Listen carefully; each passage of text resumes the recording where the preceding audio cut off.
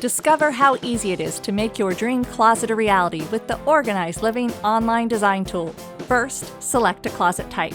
From the bedroom to the garage, choose the storage space that you want to create. After selecting the closet type, choose your layout. Enter your dimensions. Simply key in the length, width, and height of your space in inches. Make sure to subtract an inch from each of your measurements to ease installation and ensure an accurate fit.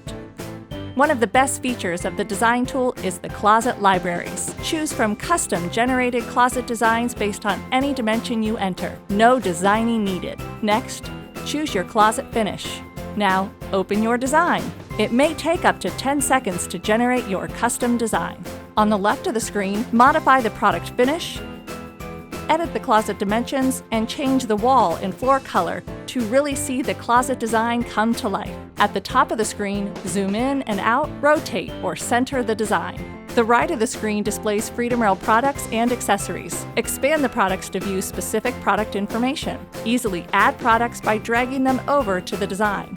If it's highlighted in red, the product must be shifted to function correctly.